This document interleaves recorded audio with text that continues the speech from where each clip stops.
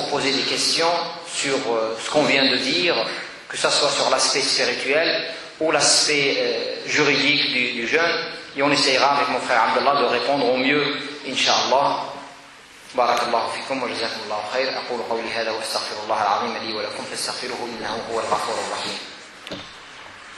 À vous. Vas-y, tu peux essayer de parler de là-bas, on va voir. L'arrogance. L'arrogance. Takabbur. L'arrogance, c'est l'habit d'Allah subhanahu wa ta'ala. Et Allah subhanahu wa ta'ala n'admet pas que quelqu'un d'autre mette son avis. Ça résume tout. Voilà. Et effectivement, le premier exemple d'arrogance qu'on a eu, c'est celui d'Iblis. Lorsqu'Allah subhanahu wa ta'ala lui a demandé de se prosterner face à Adam, il a refusé par arrogance, en disant « Je suis meilleur que lui. Tu l'as créé d'argile et tu m'as créé de feu. » Et comme je le disais tout à l'heure, un salaf salih disait « Ajibtu liman yurahidu batnahu marratin fil yawm kayfa yatakabbar » Je ne comprends pas, ou je suis choqué par celui qui a besoin d'aller aux toilettes 5-6 fois par jour, comment il peut être arrogant. Donc, l'arrogance est un péché majeur. D'autres questions? Bismillah, Khalid.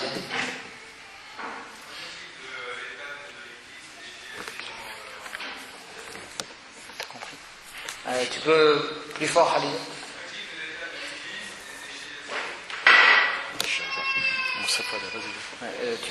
J'ai pas entendu. Ah oui, bismillah. Donc les savants parlent, quand la question concerne le hadith du prophète sallallahu alayhi wa sallam, dans lequel il dit et les démons sont enchaînés pendant le mois de Ramadan. Comment ils sont enchaînés? De quoi s'agit-il? Les savants ont dit que c'est pas tous les démons, c'est pas tous les djinns qui sont enchaînés, mais c'est hafaritul djinn, c'est les démons qui insufflent le mal. Ceux-là sont enchaînés. Ils n'ont plus la possibilité de nous insuffler le mal. Allah ne leur donne plus cette possibilité. D'accord? Mais d'autres djinns peuvent circuler. Il n'y a pas un enchaînement total de tous ces... Et l'esprit de cette parole du prophète sallallahu alayhi wa sallam est pour nous dire que l'homme est laissé à lui-même, à son ego, à sa nafs. Donc tu es face à toi-même. Et tu peux te mesurer pendant Ramadan, il n'y a pas d'influence autre que la tienne, que toi-même. Si tu es capable de faire le bien, c'est-à-dire que c'est toi qui fais le bien. Et si tu n'es pas capable et tu cèdes au péché, c'est-à-dire que en toi il y a un vrai problème. En nous-mêmes il y a un problème, parce que sans avoir l'influence de Shaitan, du démon, mais on est capable de faire des mauvaises choses. C'est pour ça qu'on est aidé pour faire le bien pendant le mois de Ramadan. Oui, ça ne veut pas dire que pendant Ramadan, le mal ne peut pas se produire. Même pendant Ramadan, le mal peut se produire. Sauf que pendant ce mois-là, si le mal se produit, c'est que ça vient de l'ego, de l'être humain lui-même, et non pas de Shaitan. Ça veut dire que pendant le mois de Ramadan, effectivement, l'être humain est confronté à lui-même. Voilà. Une autre question, parmi ces actions, lesquelles annulent le jeûne et lesquelles ne l'annulent pas? Se rincer la bouche, même si l'eau est recrachée en dehors des ablutions. Non, se rincer la bouche n'annule pas, comme vient de le dire Cheikh Abdallah, n'annule pas, que ce soit dans les ablutions ou hors ablution, n'annule pas le jeûne, mais effectivement, il ne faut surtout pas avaler l'eau. Il faut effectivement recracher cette eau. Alors les ulama disent, pour préciser, tu recraches jusqu'à ce que tu ne sentes pas l'humidité dans ta bouche, l'humidité due à l'eau que tu as mise dans ta bouche, tu recraches jusqu'à ce que tu sentes plus cette humidité-là. Mais ça ne veut pas dire, comme disait Abdallah, recracher pendant une demi-heure. Hein, c'est voilà, une minute, voilà, 2, 3, 4 fois, et c'est bon. Manger ou boire entre al-fajr et al-shuruq, en pensant que cela n'annule pas le jeûne. Ah, là il y a deux questions en fait. Al-imsak, c'est al-fajr, ce n'est pas shuruq.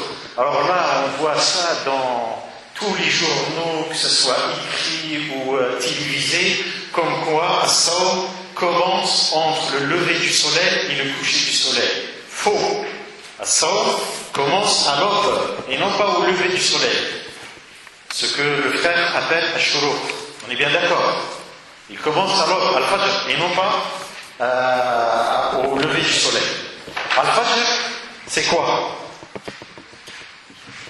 Pour ceux et celles qui ont vécu dans nos pays d'origine, al-fajr commence, le matin il y a deux appels à la prière, deux adhan. Al-fajr commence au premier ou au deuxième? Au deuxième, et non pas au premier. Le premier, c'est encore la nuit. Donc al-fajr, l'aube, c'est le deuxième.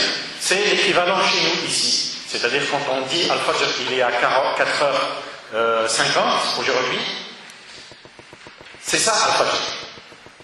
D'accord? C'est-à-dire qu'on a le droit de manger et de boire jusqu'à al-fajr, jusqu'à 4h50. Le prophète alayhi sallam dit dans un hadith rapporté par Al-Bukhari: Inna bilalan yunadi bilayl fakulu washrabu hatta yunadiya ibnu ummi maktoum. يقول الراوي وكان ابن أم مكتوم أعمى لا ينادي حتى يقال له أصبحت.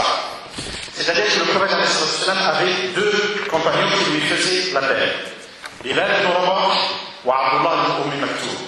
Bilal ibn Rabah faisait le premier appel et Abdullah ibn Umm Maktoum faisait le deuxième appel. Donc le prophète nous dit: lorsque Bilal fait l'appel, c'est-à-dire le premier, vous pouvez continuer à manger et à boire. Pourquoi? Parce que cet appel-là, il est la nuit. Jusqu'à ce que Abdullah ibn Maktoum fasse le deuxième appel. Et c'est là l'aube. Et en plus, Abdullah ibn Maktoum était aveugle. C'est lui. Il était aveugle, c'est-à-dire qu'il ne faisait l'appel, le deuxième appel, jusqu'à ce que les gens lui disent: ça y est, c'est l'aube, tu peux faire l'appel. Donc, ce que je veux dire par là, même si ça n'a rien à voir avec la question, certains vous diront: al-imsak, c'est 15 minutes avant le deuxième appel, avant l'aube, ou 20 minutes, ou 10 minutes, ou une demi-heure. Ça n'a aucun fondement. Vous pouvez continuer à manger et à boire jusqu'à l'aube, jusqu'au deuxième appel. Sauf que, par précaution, il vaut mieux arriver 5 ou 6 minutes avant. Mais si vous êtes en train de manger, lorsque vous entendez l'appel à la prière, le deuxième, si vous passez vos vacances en Algérie par exemple, au Maroc, Tunisie ou en Afrique, eh bien il faut tout de suite arrêter de manger. Et ce que vous avez dans la bouche, il faut le recracher, il ne faut pas l'avaler. Mais votre Seigneur est sahih, à condition de ne pas avaler, et à condition de recracher ce que vous avez dans la bouche. Et c'est pour cela qu'il est préférable, mais pas obligatoire, d'arrêter, allez, on va dire 5-6 minutes avant. Alors le frère, a priori, a mangé après l'aube, entre l'aube et al-shuruq. Donc c'est après l'aube. Ça veut dire que son jeûne est annulé. Sauf qu'il l'a fait par ignorance, il ne le sait pas. Et comme on sait, il y a la règle qui dit que, le prophète dit que ma communauté ne sera pas jugée pour tout ce qui est ignorance ou oubli. Et la contrainte. Donc il y a 3 situations où le musulman ou la musulmane ne seront pas jugés. La contrainte, l'oubli, l'ignorance. D'accord? Donc ça veut dire que son jeûne est valable, mais il vaut mieux qu'il le rattrape. Il vaut mieux qu'il rattrape ce jeûne, par précaution. Troisième question, dormir plus la journée que la nuit. Alors, dans les choses citées par Abdallah concernant l'invalidation du jeûne, il n'y avait pas le fait de dormir le jour. D'accord? Ceci dit, il ne faut pas transformer pendant Ramadan, il ne faut pas permuter la nuit et la journée quand même. Ramadan, c'est fait pour obtenir le maximum de récompenses. Donc, réciter le Coran, faire tasbih, assister à des conférences comme ça, faire la prière en groupe à la mosquée autant que possible, mais surtout faire la prière à l'heure. Donc Ramadan n'est pas fait pour changer le jour et la nuit. Même si dormir le jour, au-delà du raisonnable, je parle, parce que la sieste c'est bien, même le prophète faisait la sieste, au-delà du raisonnable, c'est-à-dire on passe la nuit éveillé à faire la fête, comme je le disais tout à l'heure, pour ceux et celles qui conçoivent le mois de Ramadan comme une chose folklorique, et puis le jour on dort. Ce n'est pas ça Ramadan, je vous le dis. Je ne dis pas que ça annule ou ça n'annule pas, je ne dis pas ça. Mais je vous dis que ce n'est pas ça l'esprit de Ramadan. Au contraire, pendant Ramadan, une fois tu fais un tarawih, essaye tout de suite d'aller dormir pour que tu puisses te lever tôt le matin, manger ton sport et faire la prière à l'heure. As-suhour, c'est une sunna. Et le prophète nous avertit. Il nous dit, lorsque ma communauté abandonnera as-suhour, là c'est mal. Écoutez de la musique, y compris un nashid. Grand débat. Donc déjà, la musique elle-même, dans ou après Ramadan, il y a un débat. Certains l'interdisent absolument, d'autres autorisent une certaine catégorie de musique. Donc voilà, ce n'est pas le débat aujourd'hui. Encore une fois, pendant Ramadan, c'est l'occasion ou jamais pour atteindre le maximum de spiritualité. Délaissez donc, je vous conseille donc de délaisser ce genre de choses. Et si vous pouvez, même la télévision, sincèrement. C'est un conseil que je vous donne, je ne vous dis pas que c'est haram ou c'est halal, il ne m'appartient pas de le dire, mais même si la télévision, vous pouvez vous en passer, ne l'allumez pas. Ne pas lire le Coran al-Karim. Alors, bien sûr, ne pas lire le Coran al-Karim, ça n'invalide pas le sawm, mais lire le Coran al-Karim, c'est très recommandé, notamment pendant le mois de Ramadan. Et si vous pouvez faire une khatma, c'est-à-dire les 60 hizb pendant Ramadan, c'est-à-dire en moyenne 2 hizb par jour, faites-le, ne vous privez pas de cette récompense. Le prophète recevait chaque mois de Ramadan Sayyidina Jibril et tous les deux récitaient tout ce qui avait été révélé jusqu'à ce Ramadan ensemble. Et la dernière année, ils l'ont fait 2 fois pendant le mois de Ramadan.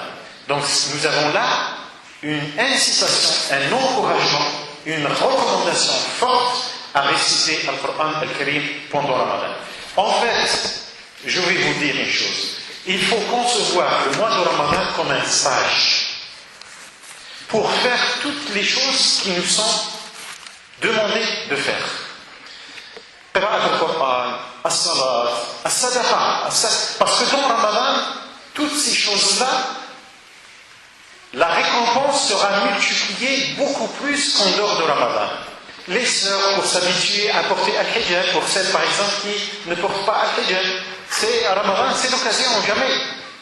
Et donc c'est comme ça, c'est de cette manière qu'il faut concevoir le mois de Ramadan. Wallahu a'la wa a'lam. Il y a des questions concernant est-ce qu'on a le droit de prendre la ventoline pendant le Ramadan pour les asthmatiques. Les grands savants en ont parlé, la ventoline est autorisée. Il n'y a aucun problème pour les asthmatiques de prendre leurs médicaments pour calmer des crises d'asthme sans aucun problème.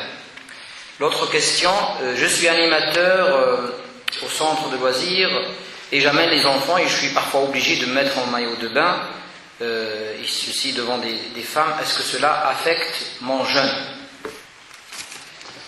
Alors, Al-Awra, Satr al-Awra, c'est un ordre, c'est une injonction. C'est-à-dire qu'il n'y a rien qui autorise de ne pas couvrir sa awra, que ce soit pour l'homme entre le nombril et les genoux, ou la femme, sauf son visage et ses mains. Et si on commence à donner, c'est ça, le ulama qui le dit, c'est pas moi, si on commence à donner des dérogations dans ce domaine pour tel ou tel cas, telle ou telle situation, et bien un jour on se retrouvera sans rien. Et c'est exactement ce qui est arrivé aux autres religions. Les autres religions, c'est comme ça qu'elles ont agi, et c'est comme ça qu'elles se sont retrouvées aujourd'hui vidées de leur substance. Et s'il y a quelque chose que les autres nous reprochent, c'est justement notre constance. On ne veut pas changer. Quand il s'agit de choses fermes, on ne veut pas changer. Donc, n'attendez pas de moi ou de Cheikh Abdallah ou de n'importe qui vous dire ce n'est pas grave. Si, c'est grave. Point à la ligne. Maintenant, est-ce que ça invalide le jeûne ou pas? Allahu a'lam, non. Ça ne fait pas partie des choses qui invalident al-sawm. Wallahu a'lam. Pour la relation entre la prière et le jeûne, certains nous demandent, je ne prie pas, et est-ce que mon jeûne est accepté? Donc cette question revient tout le temps. Il ne faut pas oublier que la prière est le deuxième pilier de la religion musulmane et que c'est la première chose sur laquelle Dieu va nous demander des comptes le jour du jugement dernier. La première des choses, Allah va nous demander ta prière. Tu l'as bien faite ou tu l'as négligée? Et le hadith il dit, si la prière est bien faite, le reste sera facilité. Si la prière est mal faite, le reste sera encore pire. Donc la prière, c'est un pilier qu'il ne faut pas négliger. Vraiment, c'est le deuxième pilier de l'islam et c'est la première des choses sur laquelle Allah nous pose des questions. Mais malgré tout, la prière c'est une obligation, le jeûne c'est une autre obligation. Le jeûne c'est une autre obligation.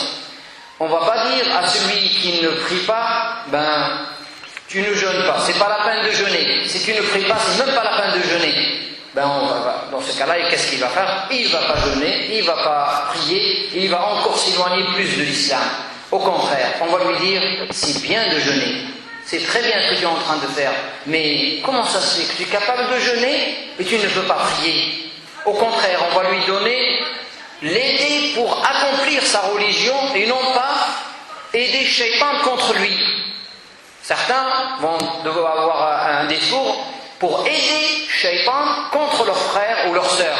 Ah, toi tu ne pries pas, toi tu n'as pas le voile, toi tu es foutu, tu ne peux rien faire, ta prière n'est pas acceptée si tu n'as pas le voile, ou ton jeûne n'est pas accepté si tu ne pries pas. Non, on ne peut pas dire ça.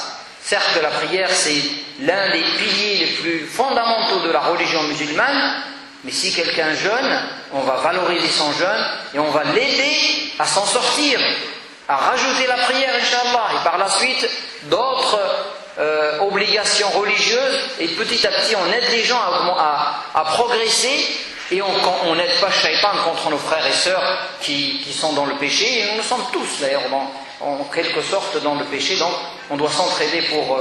donc c'est... il faut jeûner, et il faut demander à la personne de prier, Inch'Allah. Abdallah, un compliment. Moi, je vais dramatiser. Concernant le délaissement de salat, il y a deux écoles.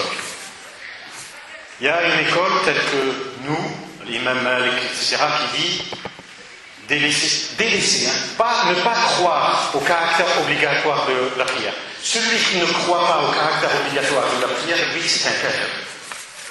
Il y a unanimité là-dessus. Vous ne trouverez jamais un savant qui vous dira le contraire. Je ne parle pas de celui qui ne croit pas à la prière. Je parle de celui qui croit à la prière, mais il ne l'accomplit pas, il la délaisse. Donc là, il y a deux écoles. Il y a une école qui dit que c'est un mu'min asim, un croyant désobéissant. Et c'est ce que je viens de dire à Abdallah. Donc celui-là, même s'il ne fait pas la prière, il commet un péché majeur, mais il doit jeûner. Bien sûr, il doit prier, il doit jeûner. Et la validité de sa jeûne n'a rien à voir avec le fait qu'il délaisse la prière. Par contre, mes chers frères, mes chers sœurs, il y a une autre école l'imam Ahmed, et c'était un grand savant, un très très très grand savant. Pour lui, les choses sont claires. Celui qui délaisse la prière est un kafir. Délaisser la prière pour l'imam Ahmed fait sortir de l'islam, même s'il dit Ashhadu an la ilaha illallah 36 000 fois par jour. Et comme c'est un kafir, qu'il jeûne ou pas, ça ne change rien. Abdullah disait tout à l'heure que dans les conditions, il y a le fait d'être musulman. Pour l'imam Ahmed, celui qui ne prie pas, ce n'est pas un musulman, et donc qu'il jeûne ou pas, ça ne change rien. C'est pour vous dire à quel point la prière, comment vous dire, je ne trouve pas les mots, tellement c'est majeur que personnellement je ne comprends pas qu'un musulman ne prie pas. La première chose entre l'individu et Allah subhanahu wa ta'ala pour laquelle il sera jugé, c'est as-salat. Et la première chose entre l'individu et un autre individu, l'individu sera jugé, c'est le sang. S-A-N-G. Donc entre l'individu et Allah subhanahu wa ta'ala, ça sera la prière.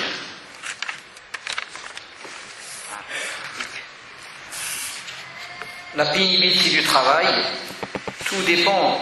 La question, j'ai fait un travail pénible, est-ce que je peux ne pas jeûner? Comme je l'ai dit tout à l'heure, oui, certains savants considèrent un travail très pénible, mais ils donnent des exemples que par exemple, celui qui travaille devant un four toute une journée à la tâche, celui-là qui perd beaucoup d'eau, qui est vraiment un travail très très pénible, oui, il peut ne pas jeûner, mais celui qui fait un travail, tous les jeûner, c'est pénible en soi. Pénible dans le sens, c'est fatigant, ça nécessite un effort. Et jeûner et travailler encore, c'est fatigant. Mais donc, il faut faire un effort, il ne faut pas choisir toujours la facilité. Par contre, si vraiment c'est pénible, il ne peut pas jeûner avec ce travail-là, oui, il a la possibilité de ne pas jeûner. Mais les savants disent qu'il faut qu'il commence la journée, il jeûne, et quand le moment arrive où il ne peut plus, là il a la possibilité de rompre son jeûne, soit en buvant, soit en mangeant quelque chose, et non pas avant. Je fais un travail de déplacement de mon travail de lundi à vendredi, et je suis toujours en voyage. Donc est-ce que je suis toujours en voyage et je peux rompre mon jeûne?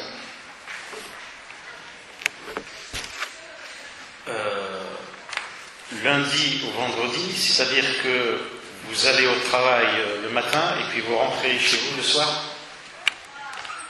Non. Voilà. Il reste. Il reste de toute façon toute la semaine. Le lundi, oui. Vendredi, donc il y a 5 jours. Ah ben, si ça dépasse, dans ce cas-là, si ça dépasse 80, les fameux 80 km, oui, on considère qu'il est en voyage. Ça dépasse 5 jours. Et ça dépasse 3 jours. Donc, ah oui, c'est 5 jours. 5 jours là. C'est 5 jours. Ah oui, excusez-moi. En fait, il y a deux conditions. La première condition, c'est la distance. Donc au-delà de 80, certains disent 80, d'autres 80, 85 km. Et puis la deuxième condition, c'est la durée. Donc 3 jours. Et donc si on reste sur le même endroit au-delà de 3 jours, c'est-à-dire à partir du 4e jour, même si la distance dépasse les 80 km, on est considéré comme résident et non pas voyageur. Et donc les règles du voyage ne s'appliquent pas, que ce soit pour la prière ou que ce soit pour le jeûne. D'accord? Par contre, si durant le voyage la distance est au-delà des 80 km, là on peut s'appliquer les règles de la prière, c'est-à-dire le raccourcissement et le regroupement, ainsi que le jeûne. Et pour vous dire, mais ça c'est pour votre culture générale, ça c'est un avis. Il y a un autre avis. Il y a un autre avis qui considère que le voyage, que la distance n'est pas forcément 80 km.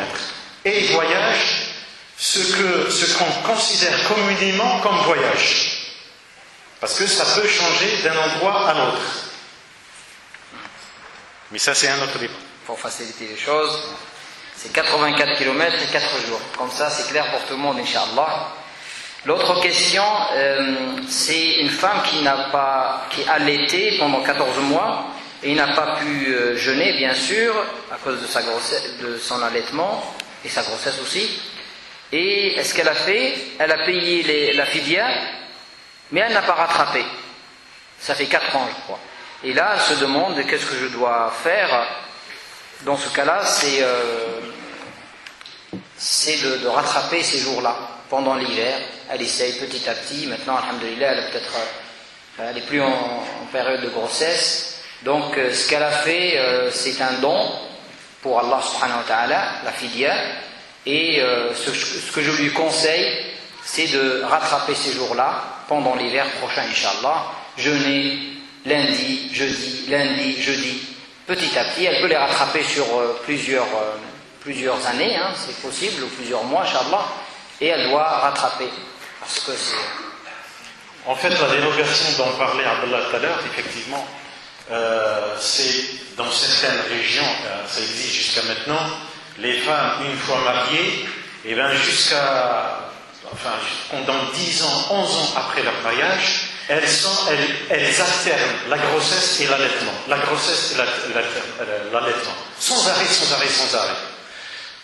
Première chose. Sur une durée assez grande. 10 ans, 11 ans. Vous connaissez ce cas. Troisième chose, généralement ces gens-là sont pauvres. Et donc, c'est-à-dire qu'elles mangent mal, etc. Elles n'ont pas les moyens. Et bien, après 10 ans, 11 ans, la femme se retrouve avec 10 mois, c'est-à-dire en gros 300 jours à rattraper. Impossible. Dans ce cas-là, les ulama, ils ont dit, dans ce cas-là, si cette femme a les moyens, elle donne ce qu'on appelle al-fidya. Et en plus, si elle a les moyens, attention, c'est-à-dire on donne al-fidya, les 5 € par jour, si on a les moyens, si on n'en a pas, Allah subhanahu wa ta'ala est miséricordieux. Et donc, pour la sœur qui n'a pas pu jeûner un mois, cette dérogation ne lui est pas applicable. Ce qu'elle a donné, c'est considéré comme une fidya, puisqu'elle va rattraper Ramadan après 3 ou 4 Ramadan. Par contre, il vaut mieux effectivement qu'elle rattrape les 30 jours qu'elle n'a pas jeûné, 2 jours par-ci et 3 jours par-là, jusqu'à ce qu'elle puisse rattraper la totalité, Inch'Allah. Donc la question, on a dit que se parfumer n'annule pas le jeûne, mais est-ce que pour se parfumer pour une femme? Alors, déjà, vous allez me trouver un peu dur. Une femme n'a pas le droit de se parfumer, pour vous dire. Elle se parfume pour son mari, comme elle se maquille pour son mari. Une femme qui se parfume, qui sort, et que les hommes sentent son odeur, elle est le moyen de shaitan. Voilà, elle est sous l'emprise de shaitan. Et si elle va à la mosquée parfumée, il faut qu'elle rentre chez elle, qu'elle prenne une douche pour enlever ce parfum. Et ça, c'est valable pour Ramadan ou en dehors de Ramadan. Par contre, le parfum, en tant que tel, n'annule pas le jeûne, ne fait pas partie de ce qu'on appelle al-muftirat. Une petite parenthèse, mais là aussi ça fait partie des recommandations et non pas des obligations.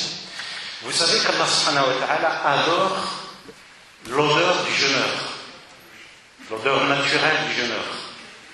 Ça vous le savez. Et c'est pour cela que certains ulama disent, il vaut mieux que le jeûneur, homme ou femme, garde cette odeur-là. Ne se parfume pas pour occulter cette odeur-là. Parce que cette odeur-là, Allah subhanahu wa ta'ala l'aime. La question concerne une personne qui dit « Je n'étais pas pratiquante à un moment donné de ma vie et je ne pratiquais pas le mois de Ramadan. Maintenant, alhamdoulilah, je commence à faire la prière, je jeûne. Qu'est-ce que je dois faire? Est-ce que je dois rattraper pour chaque jour 60 jours? Est-ce que je dois rattraper toutes mes prières que je n'ai pas faites ?» Donc, la réponse à cette question, c'est que ce que je viens de dire par rapport à la kafara, le fait de jeûner 60 jours ou nourrir 60 pauvres, c'est pour une personne qui a commencé le jeûne, elle a commencé à jeûner, et dans la journée, elle l'a annulé par un acte sexuel ou par la nourriture. Donc ça nécessite une kafara. Mais une personne qui, depuis le début de Ramadan, depuis la nuit, elle sait que demain elle ne va pas jeûner, donc elle commet le péché en connaissance de cause. Donc celle-ci, elle commet un péché grave, mais on ne va pas lui demander de rattraper, parce que la kafara est due à la transgression le jour même. Mais cette personne-là a transgressé carrément le mois, c'est-à-dire elle n'a pas commencé son jeûne et au milieu de la journée, elle a annulé son jeûne par un acte qui annule le jeûne. On est d'accord? Donc pour cette personne, qu'est-ce qu'on dit? Un repentir sincère. Un repentir sincère. C'est ça qui va, Inch'Allah, la sauver. Et le repentir sincère, c'est de regretter ce que nous avons fait et de prendre la décision de ne plus le faire, Inch'Allah, et de multiplier le jeûne facultatif et volontaire, c'est-à-dire jeûner les lundis, jeûner le jeudi, jeûner 3 jours par mois si on a la possibilité de le faire, prier aussi, multiplier les prières, et on ne va pas lui demander de rattraper 10 ans ou 15 ans de prière et de jeûne. Maintenant, la kafara, on a dit, la kafara n'est pas obligatoire, mais le fait de rattraper les jours, les 60 jours, on ne fait pas. 60 jours par jour, on ne les fait pas. Mais imaginez un musulman qui était musulman, qui se considérait comme musulman, et qui n'a pas jeûné pendant 3 ramadans.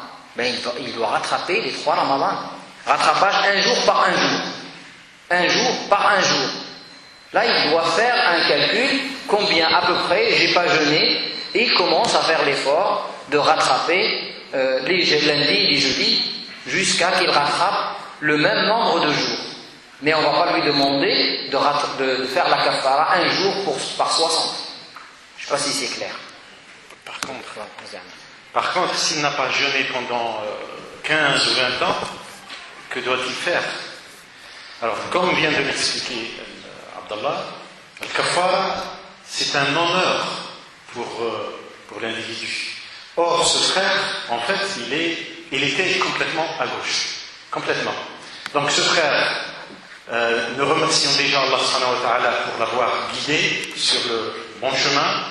Nous prions pour qu'il reste sur le droit chemin et nous demandons à Allah subhanahu wa ta'ala, nous implorons à Allah subhanahu wa ta'ala la même chose pour nous tous et toutes, et nous lui disons ceci. Si effectivement tu n'as pas jeûné 3 ans ou 4 ans, il vaut mieux que tu rattrapes si tu peux, mais pas de kafara dans tous les cas de figure. Si par contre tu n'as pas jeûné pendant 15 ou 20 ans, on ne va pas te demander, enfin le ulama ne te demande pas de rattraper. Même le rattrapage n'est pas obligatoire pour toi.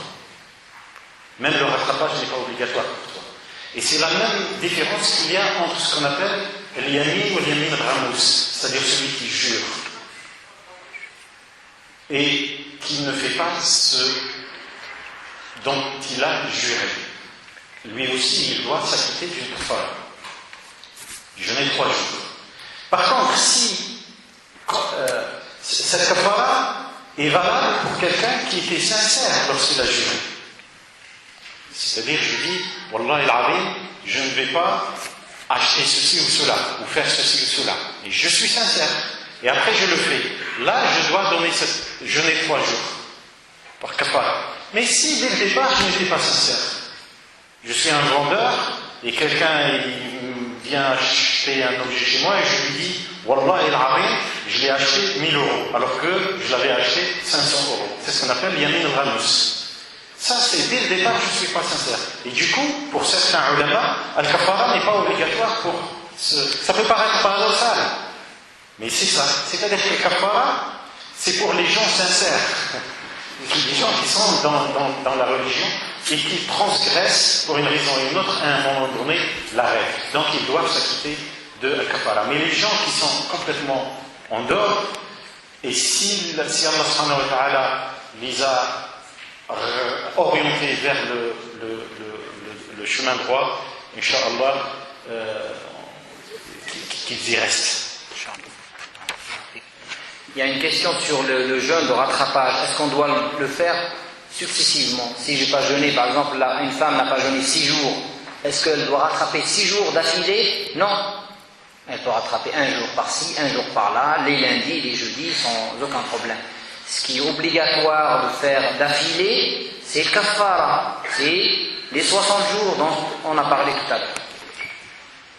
Et concernant kafara, les 60 jours consécutifs, c'est-à-dire on peut les interrompre si on a une raison valable, comme le disait Abdallah tout à l'heure, on est tombé malade, il y a le lit par exemple, ou le menstru pour la femme, etc. Par contre, celui ou celle qui interrompt les 60 jours sans raison valable, et il doit les refaire à partir de zéro. Même s'il a fait 50 jours. S'il a arrêté au bout du 50e sans raison valable, il faut qu'il reprenne de zéro. Parce que c'est une punition, on ne joue pas. Quand je suis enrhumé, parfois j'avale des glaires. Est-ce que ça annule le jeûne? Non, c'est comme la salive. Ça n'annule pas le jeûne. J'ai 2 jours à rattraper de l'année dernière que j'ai pas encore faite, et là, Ramadan arrive, qu'est-ce que je dois faire? Rattraper les 2 jours et donner une kafara, c'est-à-dire 2 fois 5 €, 10 €. Jeûner sans faire la prière. On a déjà répondu. Est-ce que je peux faire la prière de Tarawih chez moi, toute seule, si je psalmodie, si j'ai pas la possibilité d'aller au masjid? Bien sûr, ma soeur. Bien sûr. Tu peux faire salat tarawih chez toi, le plus normalement du monde. D'ailleurs, l'imam Malik et l'imam Shafi'i, pour eux, salat tarawih, il vaut mieux la faire chez soi. Surtout si, à travers cette salat-là, on va inciter les autres membres de la famille à l'observer. Mais bon, les autres ulama disent, il vaut mieux, pour les hommes notamment, que salat tarawih soit faite à la mosquée parce qu'il y a l'effet du groupe, parce que l'imam maîtrise le Coran et sa récitation, etc. Par contre, les gens, que ce soit hommes ou femmes, qui ne peuvent pas aller à la mosquée pour une raison ou une autre, et notamment les femmes, bien sûr qu'elles peuvent la faire chez elles. D'ailleurs, vous le savez, là aussi, la prière de la femme chez elle est meilleure qu'à la mosquée. Et quand elle prie dans sa chambre, c'est mieux qu'elle le fasse dans le salon. Et quand elle l'a fait dans le salon, c'est mieux qu'elle le fasse dans la cour de chez elle. Et quand elle l'a fait dans la cour de chez elle, c'est mieux qu'elle la fasse dans la mosquée du quartier. Et quand elle l'a fait dans la mosquée du quartier, c'est mieux qu'elle la fasse dans la grande mosquée de la ville. C'est-à-dire que plus elle l'a fait en intimité, mieux c'est pour la sœur. Et ceux et celles qui n'apprennent pas le Coran par cœur, elles peuvent utiliser Al-Mushaf. Elles peuvent lire dans Al-Mushaf. Il n'y a pas de problème. Juste une petite, ça, frère Abdallah dit par rapport aux femmes pour le masjid, mais parfois aussi venir à la prière de vendredi pour écouter le discours, pour apprendre sa religion, venir à des conférences comme ça, c'est pas le sens de ce qu'il vient de dire. Ne sortez plus de chez vous.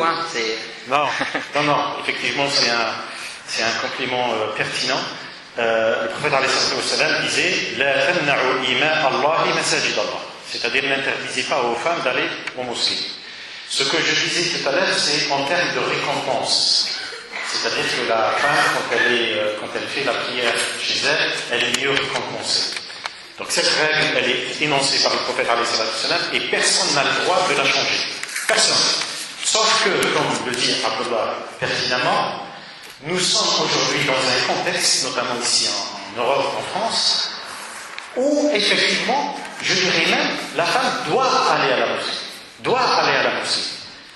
Pour apprendre, mais aussi pour s'imprégner de l'ambiance de l'islam. Parce que ici, il n'y a pas d'ambiance, on n'entend pas l'appel à la prière.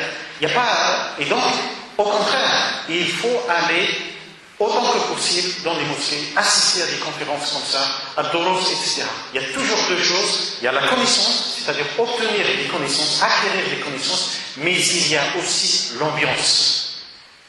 Et c'est très, très important. Vous avez dit qu'on peut se brosser les dents et même pendant la journée, en prenant même le dentifrice, mais je sens le goût, qu'en est-il? Donc le prophète sallallahu alayhi wa sallam, je ne dis pas que je vous incite pas à vous brosser les dents avec du dentifrice la journée, non. Si vous pouvez le faire à suhour une seule fois, c'est très bien, d'accord? Mais on ne peut pas interdire quelque chose qu'Allah a autorisé. Le prophète sallallahu alayhi wa sallam prenait son siwak et il le mettait dans sa bouche pendant la journée de Ramadan, et notamment le matin. Donc on ne peut pas interdire ce qu'Allah a autorisé. Pourtant le siwak a un goût aussi. L'eau, quand on se brosse quand on met la main, quand on fait nos ablutions, il y a de l'eau qui rentre et il y a certainement une quantité d'eau qui va rentrer dans notre organisme, certainement. Mais c'est des choses que l'islam a autorisées, on ne peut pas interdire. Maintenant, dentifrice, ça peut être, comme j'ai dit quand j'ai parlé de ça, un goût fort, et si on peut éviter, c'est mieux, mais on ne peut pas l'interdire. On ne peut pas interdire quelque chose qu'Allah n'a pas interdit, parce que rien ne passe, à condition que rien ne passe dans le ventre. Voilà. Qu'en est-il des repas? Rien ne passe, à condition que rien ne passe. Ça, c'est très très important. C'est très important. Et c'est pour cela que certains ulama, comme l'imam Shafi'i par exemple, faisaient la distinction entre siwak sec et le siwak humide, pas encore sec. Et lui, il recommandait de ne pas utiliser siwak humide. Et siwak sec, voilà, on peut l'utiliser. Mais à condition d'être sûr de ne pas avaler ce goût-là qui a lieu après, première chose. Et deuxième chose, être sûr que, je parle toujours du siwak, que le siwak ne s'effrite pas dans la bouche. Et alors si on fait l'analogie avec la dentifrice, c'est pareil, il faut faire très très très attention. Ce n'est pas interdit, mais il faut faire très très attention. Et c'est pour cela qu'il vaut mieux peut-être l'éviter, faire le brossage après sahur, une fois pour toutes, et on est tranquille. Oui.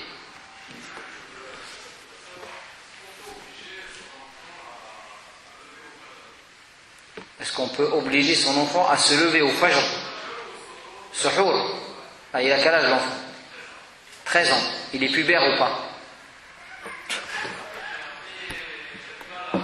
À le faire.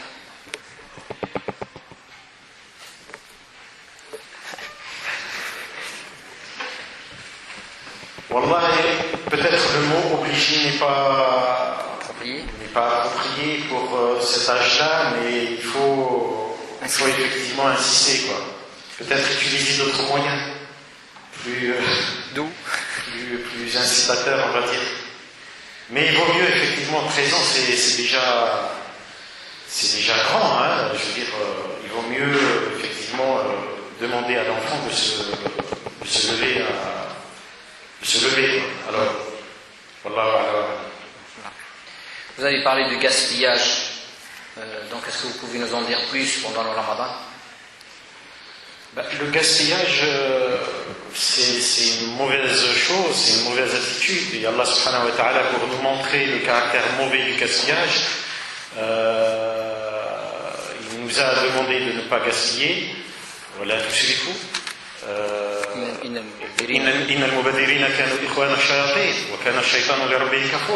les gaspilleurs sont certes les frères de Shayatin, et Shaitan est ingrat envers Allah subhanahu wa ta'ala. Et donc, vous voyez le paradoxe, le gaspillage est une forme d'ingratitude vis-à-vis d'Allah subhanahu wa ta'ala. Et donc, voilà, il faut éviter de gaspiller. Sauf que le gaspillage, comme beaucoup de choses, ce sont des notions relatives. Alors, on ne peut pas dire que le gaspillage est absolu. Il y a plusieurs paramètres, ça dépend du contexte, d'un contexte à l'autre, etc. Je veux dire par là que ça revient, c'est une question de bon sens. C'est une question de bon sens. Quand vous vous apercevez le premier jour que tout ce que vous avez préparé n'a pas été consommé, et peut-être a été jeté, ou peut-être a été consommé d'une manière irrespectueuse, etc., et bien faites l'effort le deuxième jour de minimiser les quantités, peut-être de minimiser les variétés, parce que ça ne sert à rien de préparer 3 plats si dès le premier plat, le deuxième et le troisième sont à peine goûtés. Et donc ça, c'est à vous d'apprécier la situation. L'important dans l'histoire, c'est qu'il faut que vous soyez conscient que le gaspillage n'est pas bien et qu'il est maudit par Allah subhanahu wa ta'ala. Alors oui, certains disent que bien manger pendant le mois de Ramadan, c'est une forme de respect pour ce mois parce qu'il y a la famille, etc., etc. Bien sûr, c'est pour cela que je disais que c'était relatif. Mais ce n'est pas une raison pour gaspiller. Et à chacun d'apprécier la situation et de prendre les mesures qui s'imposent en étant conscient que le gaspillage est interdit par Allah subhanahu wa ta'ala lui-même. Je voudrais juste vous dire que, Inch'Allah, bientôt c'est l'heure de l'Asr, on va faire l'adhan ici et on va faire la prière ici. Donc, Inch'Allah, même si on dépasse un peu l'heure de l'Asr, mais on va faire la prière ici ensemble. Ça nous permet, Inch'Allah, de répondre à la majorité des questions, Inch'Allah. Aussi, je me permets de vous dire que nous avons mis une boîte là-bas, à la sortie, pour ceux qui veulent participer à aider l'association, l'ouverture, participer avec nous aux frais des activités de l'association, Inch'Allah. Et vous informer que le 26 août, juste après Ramadan, nous avons une brocante. Nous organisons, l'association Ouverture organise une brocante. Et donc si vous avez des choses chez vous que vous n'utilisez plus, que vous voulez vous en débarrasser, vous pouvez les amener au local de l'association à 14 rue Jules Vidrine, juste à côté de Valence 2, derrière la cave et en face de Thalès. Donc c'est pour ceux qui sont de Valence. Donc vous pouvez nous amener les affaires, Inch'Allah, et le 26 août, vous êtes invités à participer avec nous à cette brocante, Inch'Allah. L'autre question, expliquer le fait de pouvoir se maquiller durant le mois de Ramadan. Ce que j'ai dit, c'est que le maquillage n'est pas une chose qui invalide le jeûne. D'accord ? Quand une femme elle est chez elle et qu'elle veut se maquiller, son jeûne n'est pas annulé. Le fait qu'elle mette quelque chose sur son visage, son jeûne n'est pas annulé. Maintenant, si elle se maquille pour sortir, ça c'est une autre question. Elle, devant Allah subhanahu wa ta'ala, elle sait qu'elle n'a pas le droit de le faire pour les autres hommes, et que même c'est pareil pour le parfum. Mais son jeûne reste valide, même si elle sort. Même si elle sort, son jeûne reste valide. C'est ça. Il faut dissocier les choses. Le jeûne reste valide, le maquillage n'annule pas le jeûne. Maintenant, la question du maquillage, c'est une autre question. On peut en parler, mais peut-être ce n'est pas aujourd'hui le sujet. Hein? En islam, l'arrogance et l'orgueil, est-ce que c'est la même chose? Non. Terminologie, mais l'arrogance et l'orgueil, oui, ça, c'est peut-être la même chose. Voilà. Quel commentaire peut-on faire sur le fait de se coucher après le Fajr et de ne se lever qu'à 13h? C'est ce que tu as dit tout à l'heure, peut-être. Oui. Oui, se lever à 13h tous les jours pendant la Ramadan, c'est un peu ce que je disais tout à l'heure, c'est-à-dire remplacer le jour par la nuit, quoi. Donc je ne dis pas que ça invalide le jeûne, mais ce n'est pas dans l'esprit du mois de Ramadan. Voilà, c'est quelque chose à éviter, mais effectivement ça n'a aucun impact sur la validité du jeûne, Inch'Allah.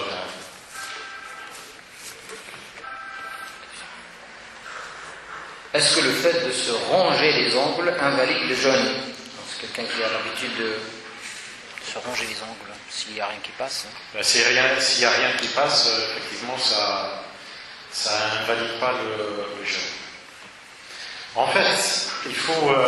alors, je ne dis pas que c'est une règle absolue, mais elle est valable dans la plupart des cas. Ce qu'il faut savoir, c'est une chose simple. Tout ce qui passe par la gorge invalide le jeûne, même s'il n'est pas nutritif. sauf pour la poussière, les choses que l'on ne peut pas éviter. D'accord? Et tout ce qui passe par la peau, c'est-à-dire tout ce qui passe par autre chose que la gorge, n'invalide pas le jeûne, sauf s'il est nutritif, comme les injections nutritives. Voilà. Si vous arrivez à retenir cette règle de manière générale, c'est un peu simple. Un prélèvement sanguin. Non, ça n'invalide pas le jeûne. Par contre, c'est déconseillé parce que ça affaiblit le corps. Donc, si la personne peut le reporter après, par exemple, le coucher du soleil, après le sport, c'est mieux. Mais ça n'invalide pas le jeûne. Est-ce qu'on peut lire le Coran en français?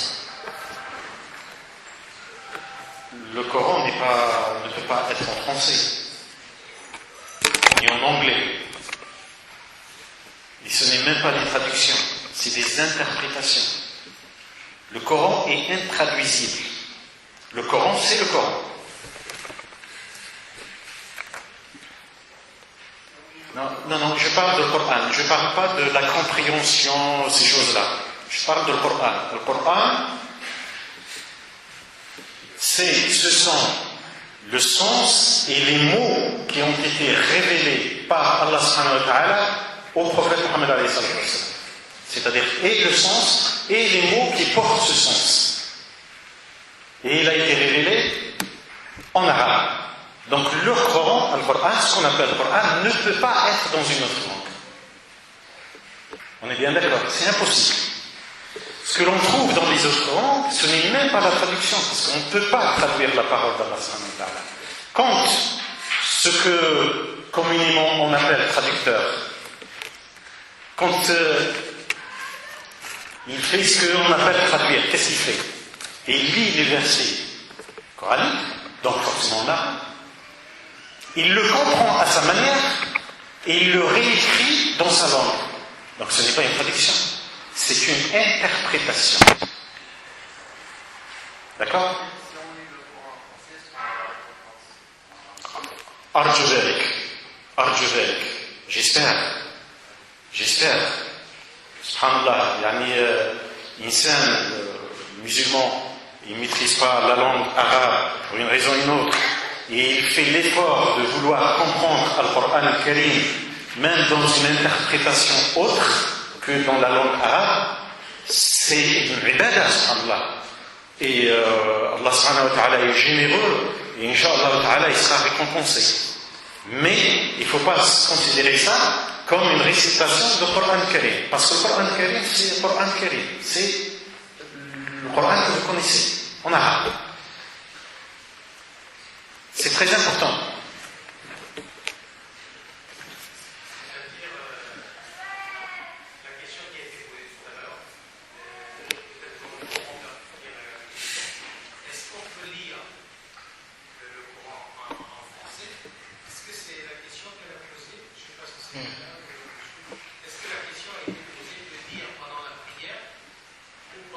Lors de la prière, oui. Ah oui, t'as raison. Pendant la prière, on ne peut lire le Coran qu'en arabe. La prière rituelle, canonique. Allahu Akbar. Je ne commence pas à dire au nom de Dieu, tout miséricordieux. Non, ça ne marche pas. Bismillahirrahmanirrahim. Alhamdulillahi Rabbil Alamin. Pendant la prière, c'est le Coran en arabe. En dehors de la prière, l'idéal, même sans comprendre le sens. D'ailleurs, il y a énormément de musulmans non arabophones en Indonésie, en Malaisie, au Sénégal, dans des pays musulmans non arabophones, qui récitent le Coran et qui ne comprennent peut-être pas le sens, qui le récitent vraiment de manière extraordinaire. Ils ont leur récompense parce qu'ils ont appris les lettres arabes, ils ont récité la parole de Dieu telle que Dieu l'a fait descendre. D'accord? Maintenant, pour comprendre, pour s'instruire, pour apprendre sa religion, j'ai une pseudo-traduction, j'ai une traduction du sens, ce qu'on appelle la traduction du sens du Coran, et non pas la traduction du Coran. Mais par abus de langage, on dit la traduction du Coran. Si j'ai cette traduction, et je lis pour apprendre ma religion, j'ai une récompense. Mais ce n'est pas la même récompense que celui qui prend le Coran en arabe, même avec difficulté, et qui lit Alhamdulillahi, même avec difficulté. Il est 2 fois récompensé. Oui, il est 2 fois récompensé. Il a la récompense de la lecture, il a la récompense de l'effort. Donc, ce que je vous conseille, moi, c'est d'apprendre les lettres arabes, d'apprendre un minimum d'arabe qui vous permet de lire le Coran en arabe. Vous avez une récompense énorme. C'est pas pareil, lire le Coran en français et lire le Coran en arabe, vous n'avez pas le même sens, vous n'avez pas le même sentiment. Et l'influence du Coran dans votre vie n'aura pas le même impact. Donc, il faut apprendre l'arabe, le minimum d'arabe qui vous permet de lire le Coran. Et après, l'apprentissage, s'instruire, apprendre la science de l'islam, là on peut le faire en français, il n'y a pas de problème. Même si, pour arriver à un certain niveau, il faut obligatoirement l'arabe. S'il veut avancer bien dans sa religion, il faut obligatoirement l'arabe. Mais ce n'est pas demandé à tout le monde. L'autre question, j'ai 2 ans de grossesse, est-ce qu'il faut rattraper ou donner la fidya? Il faut uniquement rattraper. Parce que 2 ans, vous avez 60 jours, faites un effort, Inch'Allah, et vous pouvez les rattraper pendant 1 an ou 2 ans. Prenez le temps qu'il faut, rattrapez-les. Ça ne rentre pas dans le cadre dont parlait mon frère Abdallah tout à l'heure concernant la possibilité de donner la fidya uniquement. C'est 2 grossesses, vous avez 60 jours à rattraper. Petit à petit, Inch'Allah, prenez le temps qu'il faut, rattrapez-les. Et surtout l'hiver. Surtout l'hiver, oui. L'hiver, on a 9 heures à jeûner. Donc, voilà. Il y a une question concernant pourquoi un décalage, pourquoi le Ramadan avance chaque année 10 jours. Parce que l'année lunaire, c'est en moyenne 365 jours, 355 jours, et l'année solaire, c'est en moyenne 365 jours. Donc il y a en moyenne 10 jours de différence entre les 2 années, et donc forcément il y a ce décalage de 10 jours en moyenne tous les ans. Et ça c'est une hikmah d'Allah subhanahu wa ta'ala, parce que c'est comme ça qu'on arrive à faire Ramadan le long de l'année, c'est-à-dire les 4 saisons, quoi. Donc parfois il tombe l'hiver, il passe par les 4 saisons. Donc il y a une hikmah, une sagesse dans ce décalage de 10 jours. L'huile d'olive dans les cheveux, non, ça n'annule pas le jeûne. Pas de problème. C'est comme une pommade. Voilà. Est-ce que les suppositoires invalident le jeûne? Non plus. Non plus. Non plus. Et puis l'autre question concerne la grossesse pendant 2 ans.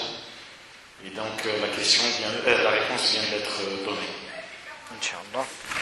Lorsque j'ai un problème de santé la journée et que je suis hésitante dans le fait de rompre mon jeûne ou de ne pas le rompre, est-ce que cette hésitation est considérée comme une annulation de ma niyya? C'est toujours délicat de répondre à ce genre de situation, parce que en fait ce qui annule le jeûne, c'est vraiment une intention franche. Je prends la décision ferme de manger ou de boire, même si je n'ai pas trouvé quoi manger ou quoi boire. Dans ce cas-là, le jeûne est annulé, toujours là. Il faut le rattraper. Il y a un doute, et en plus il y a une raison. C'est-à-dire que la personne est malade et elle ne sait pas si elle doit continuer ou pas. Sincèrement, moi je dirais non, ce n'est pas annulé si on ne mange pas ou on ne boit pas. Par contre, j'insiste beaucoup sur un point, il faut faire attention. C'est pas au premier mot de tête, je prends un verre d'eau ou je mange ou je bois. Non, c'est pas ça. Il faut vraiment que la maladie soit insupportable et qu'elle peut nuire à la santé de l'individu. Donc il faut faire quand même l'effort d'endurer les premiers signes de la maladie et attendre le moment où ça devient vraiment insupportable. Et pas au premier signe, ça y est, je prends la décision d'interrompre mon jeûne. Ce qui annule le jeûne, c'est une décision ferme de l'annuler. C'est une décision ferme. Je vais un élément jeûne, j'ai l'intention de l'annuler, je décide de l'annuler. Et je ne trouve rien pour l'annuler. Là, il est annulé. Maintenant, comme elle dit la personne, elle est hésitante, moi je vous conseille de ne pas hésiter, de réfléchir bien comme il faut, une fois pour toutes, et de se dire, je fais, j'annule ou je n'annule pas. D'accord ? Il ne faut pas trop hésiter pendant toute une journée, il faut s'appuyer soit sur l'expérience, soit sur l'avis d'un médecin, soit concerter un imam pour ne pas avoir d'hésitation, et décider de ne pas laisser cette hésitation ranger son cœur. Se lever au suhour, est-ce que c'est obligatoire? C'est fortement recommandé par le prophète alayhi salatu wassalam. Donc je ne vois pas pourquoi on loupe cette récompense-là. Du moment où le prophète alayhi salatu wassalam nous a demandé de se lever pour prendre son suhour, ne serait-ce que quelques gorgées d'eau, dans le fait de se lever, on obéit au messager et donc à Allah subhanahu wa ta'ala. Et nous sommes là justement pour essayer d'acquérir le maximum de récompenses. Donc je ne vais pas vous dire que c'est obligatoire ou pas, mais faites-le. Et le prophète alayhi sallam dit dans un hadith que le jour où ma communauté ne prend plus son suhour, c'est un jour, c'est une alerte. Et donc il ne faut pas, nous sommes là, si vous voulez, pour revivifier les sunnahs du prophète alayhi salatu wassalam, la tradition du prophète alayhi salatu wassalam, pour la maintenir en vie, et non pas pour la tuer.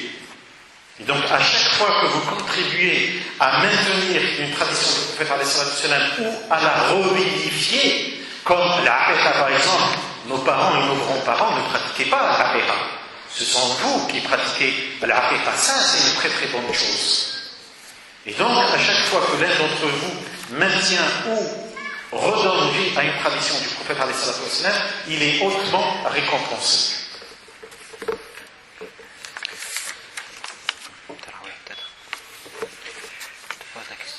Donc, qu'en est-il de la prière de Tarawih, de son obligation, de sa recommandation?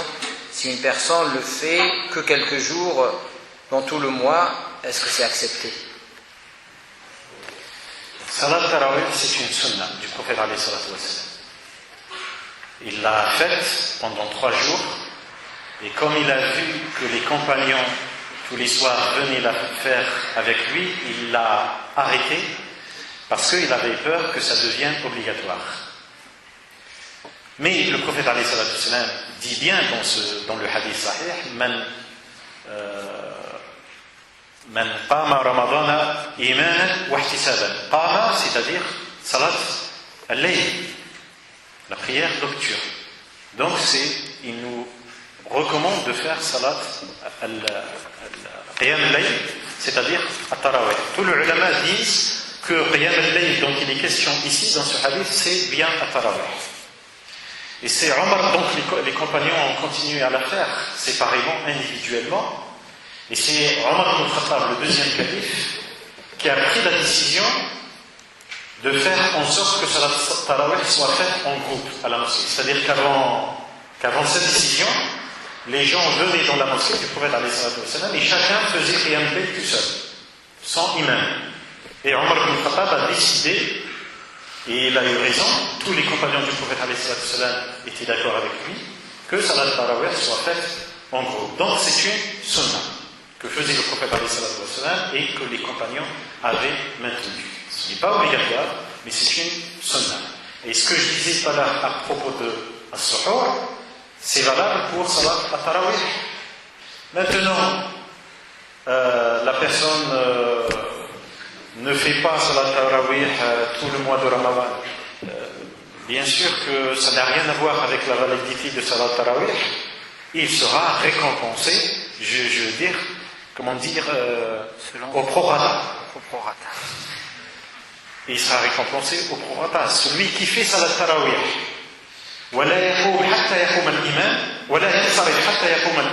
c'est-à-dire celui, et là je m'adresse à ceux et celles qui font salat tarawih à la mosquée en totalité. ne partez pas avant al-witr. Faites al-witr avec l'imam. Ce n'est pas bien de partir avant. Je ne comprends pas pourquoi les gens partent avant, c'est-à-dire ils font salawat tarawih total, et quand arrive al-witr, ils se lèvent et ils partent, ou bien ils restent assis. Ça n'a aucun fondement. Au contraire, il est demandé de faire salat tant que l'imam est en train de faire salat, y compris salat al-witr. Après, ça ne t'empêche pas de continuer à faire al-qiyam chez toi. Ce n'est pas parce que tu as fait al-witr avec l'imam à la mosquée que tu ne peux plus, comme disent certains, continuer al-qiyam al-layl chez toi. Tu peux, sauf qu'il ne faut pas répéter al-witr 2 fois par nuit. La witran fi layla, disait le prophète alayhi salatu wassalam. Donc, restez jusqu'à la fin avec l'imam. Ne partez pas avant salat al-witr. Ou bien ne restez pas assis alors que l'imam est en train de faire salat al-witr. Peut-on avaler la salive après l'utilisation du siwak? C'est ce qu'on a dit tout à l'heure. S'il y a des morceaux de siwak qui sont dans ta bouche, tu ne peux pas avaler. Ou le goût. Ou le goût qui est prononcé, donc là tu ne peux pas l'avaler. Maintenant, s'il n'y a rien, siwak tu l'utilises, que ta salive, ben, tu peux avaler ta salive. Je ne sais pas lire l'arabe, et pour lire le Coran, je m'aide avec des cassettes. Je ne suis pas sûr de répéter la même chose exacte. Est-ce que c'est grave? C'est non seulement c'est pas grave, mais c'est un effort louable, subhanallah. C'est-à-dire, voilà, un frère ou une sœur qui ne maîtrise pas la langue arabe pour une raison ou une autre, et qui fait l'effort d'écouter le Coran sur cassette pour comprendre, pour s'imprégner, pour peut-être habituer son oreille et sa langue à le Coran al-Karim. Comment ça peut être grave? Au contraire, et j'espère qu'il sera récompensé plusieurs fois. Est-ce qu'après Ramadan, on doit d'abord faire les 6 jours de Shawwal ou rattraper les jours que nous n'avons pas fait pendant Ramadan? Alors, Shawwal c'est un mois. Donc si vous voulez faire les 6 jours de Shawwal, il ne faut pas laisser Shawwal passer. D'accord? Donc dans tous les cas de figure, les 6 jours, il faut que ça soit fait pendant le mois de Shawwal. Que ça soit de manière consécutive ou un jour par-ci, un jour par-là. Mais il faut que ça soit fait pendant Shawwal. Après, si par exemple, vous devez 2 jours, 3 jours, en tout cas un nombre de jours qui ne vous empêche pas de faire les 6 jours de Shawwal. Par exemple, 2, 3, 4, 5, 6. Effectivement, il est préférable de commencer par le rattrapage, parce que c'est une dette. C'est une dette obligatoire. Alors que les 6 jours de Shawwal, c'est une sunna. D'accord? Par contre, si vous voulez faire les deux et que vous avez un grand nombre de jours à rattraper, rien ne vous empêche de faire Shawwal et puis de faire le rattrapage après. Alors, il y a un avis, mais sincèrement, il y a un doute là-dessus, qui dit qu'on peut avoir les deux intentions. C'est-à-dire faire les 6 jours de Shawwal comme avec l'intention de Shawwal, mais en même temps avec l'intention de rattrapage. Vous voyez ce que je veux dire? C'est-à-dire faire les 6 jours avec les deux intentions. Certains ulama l'autorisent, d'autres disent non. Chaque adoration doit avoir sa propre intention. Et donc par précaution, il vaut mieux peut-être séparer. La question, est-il possible de se contacter par téléphone entre une fille et un garçon quand le halal n'est pas encore fait? Je tiens à préciser sans qu'il y ait de haram. Quand on ne se dit pas des choses haram, mais on se parle, mais on n'est pas encore marié. Alors moi je suis ferme là-dessus. Tout contact homme-femme hors mariage, niet. Il y a ce qu'on appelle al-ru'ya shar'iyya, la rencontre légale. Mais cette rencontre légale vient après al-khitba. C'est-à-dire, il y a une fille qui me plaît, je n'ai pas le droit d'aller lui parler ou d'avoir des discussions avec elle, etc. etc. J'aurai ce droit-là après avoir demandé sa main à son père, à son, entre guillemets, tuteur. D'accord? Une fois khitba fait, khitba. Là, je vous décris la procédure islamique. Après, chacun fait ce qu'il veut. Après al-khitba, il y a ce qu'on appelle al-ru'ya shar'iyya, c'est-à-dire la rencontre légale. C'est-à-dire, l'homme peut rencontrer la femme dans un contexte donné, en présence d'une tierce personne. Les parents, par exemple, ou le frère, ou même l'essentiel qu'il y ait une troisième personne, voilà, quelle qu'elle soit, un ami des deux, etc. Homme ou femme d'ailleurs. Dans un lieu public, c'est encore mieux, ou bien chez la femme, chez les parents de la femme. Et là, ils peuvent rester 2 heures, 3 heures, 4 heures, ils peuvent se parler, discuter, échanger, connaître l'autre. Il y a certains ulama qui autorisent même la femme, dans ce cas-là, d'ôter son foulard pour que l'homme puisse la voir, de se lever pour qu'il la voie debout. Et ils peuvent parler de tout en présence de la tierce personne. Et ils peuvent répéter cette rencontre 2 fois, 3 fois. Certains ulama autorisent l'homme de regarder la femme en cachette. Par exemple, il sait qu'elle prend tel chemin à telle heure, et il peut se mettre quelque part et la regarder, pour avoir une idée précise sur sa bague, etc., etc. Donc voilà les choses qui sont autorisées entre un homme et une femme. Tout le reste, c'est interdit. Pourquoi? Eh bien parce que, il y a shaytan.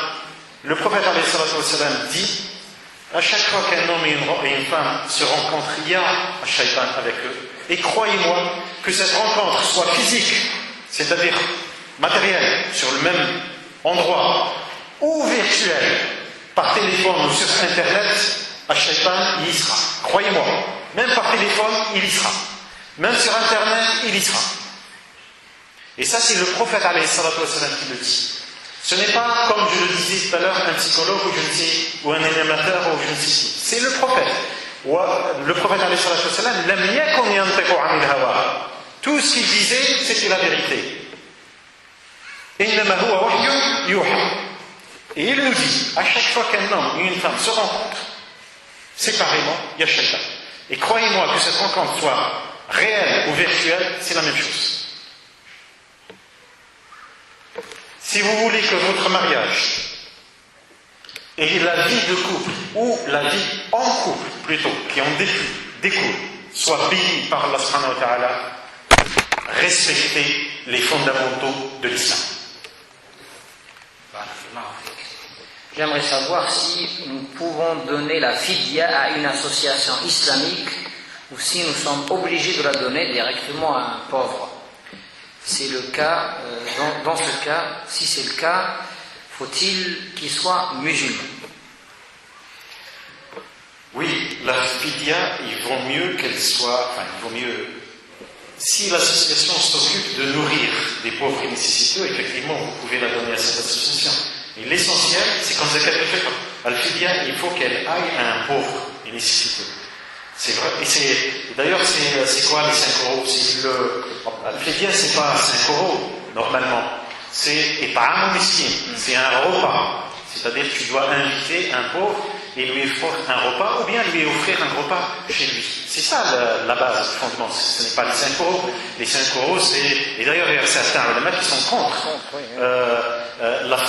Contre le fait de donner fidya ou zakat al-fitr en argent. Ils sont contre. Certains ulama, ils sont contre. Ils disent non, il faut que ça soit repas. Mais pour faciliter les choses, il y a d'autres ulama qui ont autorisé l'argent, d'accord? Donc il faut que ça soit donné à un pauvre. Il ne faut pas que ça soit donné à un projet ou ceci ou cela, n'est-ce pas? À une mosquée. Ou à une mosquée, etc.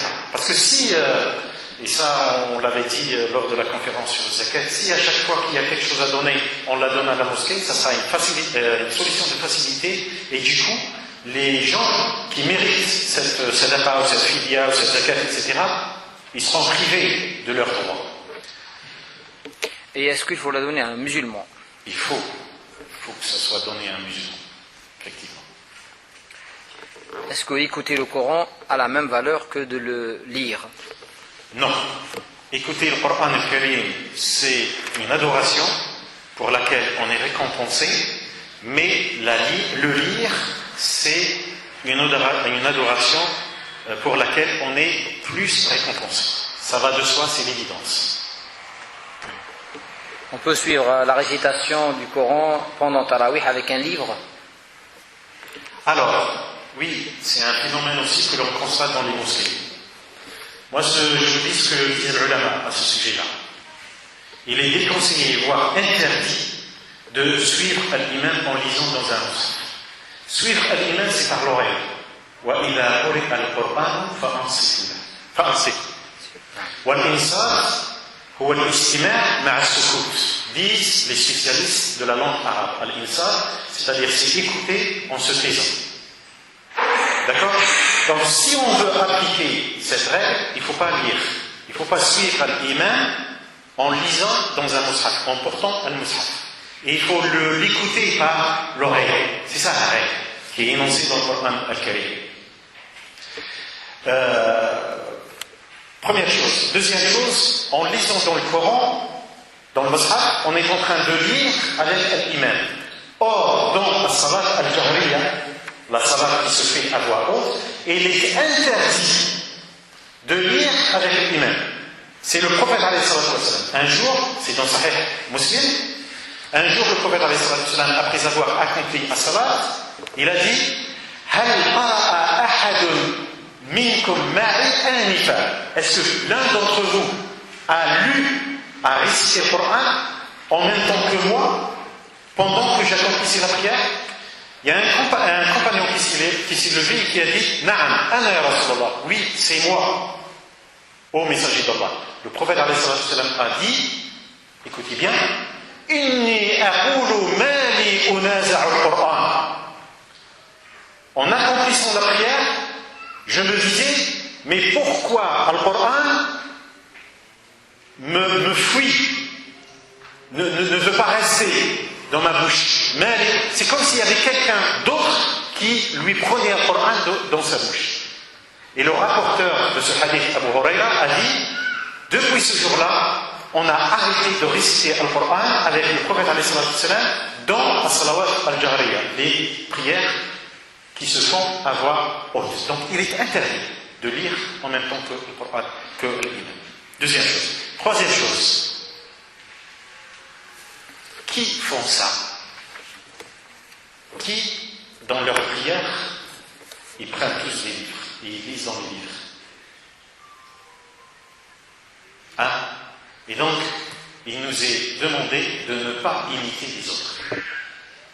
Vous avez la réponse.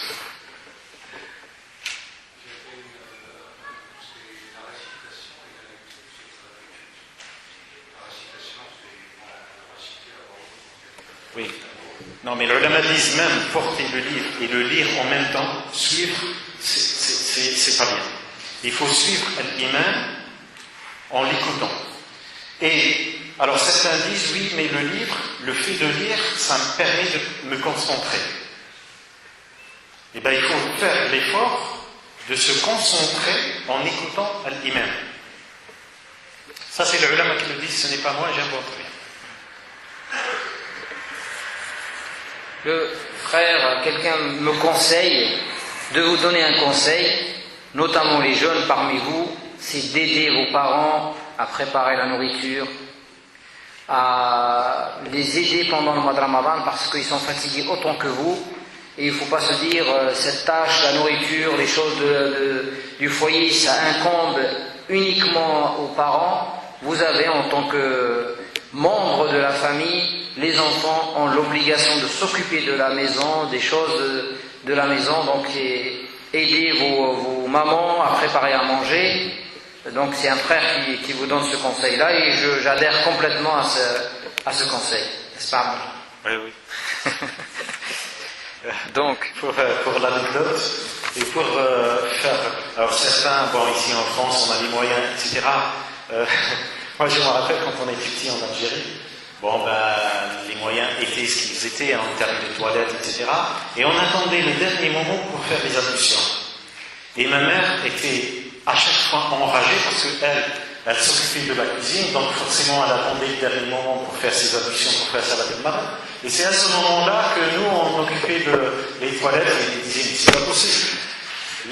Vous avez toute la journée à... Vous avez toute la journée et vous attendez le dernier moment. Effectivement, il faut aider ses parents. Et ils sont autant fatigués que les enfants. Donc, et c'est dans l'esprit de Ramadan aussi. Question très large. Quelle est la différence entre un musulman et un non-musulman, ou un kafir? Ça, pour faire simple, musulman, en fait il y a deux notions, mais on ne va pas rentrer dans le détail, l'islam et l'imam, parce que ce sont deux choses différentes. Mais disons que quand on dit musulman, dans ma réponse quand je dis musulman, c'est mu'min, c'est-à-dire il est mu'min, croyant forcément. Donc vous connaissez les 6 fondements de la foi islamique, à savoir croire en Allah subhanahu wa ta'ala. Et croire en Allah subhanahu wa ta'ala, ça veut dire croire en ses noms sublimes, en ses attributs,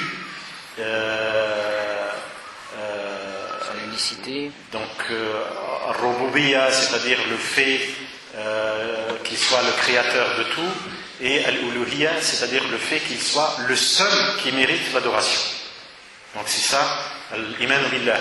ثم الإيمان بالملائكة, croire aux anges, malaika, wa rusul, les messagers d'Allah subhanahu wa ta'ala, les livres révélés, al-yawm al-akhir, le jour dernier, et al-qada wa al-qadar, c'est-à-dire le destin, khayrihi wa sharrih, qui soit bien ou mal. Donc voilà, ce sont les fondements de la foi en islam, et quelqu'un qui ne croit pas ne serait-ce qu'à l'un de ces fondements, il n'est pas croyant. En gros. Inch'Allah, donc on a passé presque 3 heures ensemble, Inch'Allah. Je vous remercie beaucoup d'avoir patienté avec nous pour apprendre ensemble notre religion. Peut-être il y a une ou quelques questions qu'on n'a pas abordées, parce que peut-être le temps et les sujets n'est pas approprié. Je vous donne rendez-vous, Inch'Allah, dimanche prochain. N'hésitez pas à passer l'information. Dimanche prochain, 14h30, jusqu'à à peu près 17h30, Inch'Allah, pour... attendez, on va finir ensemble par le dua, Inch'Allah, et après on part tous, Inch'Allah.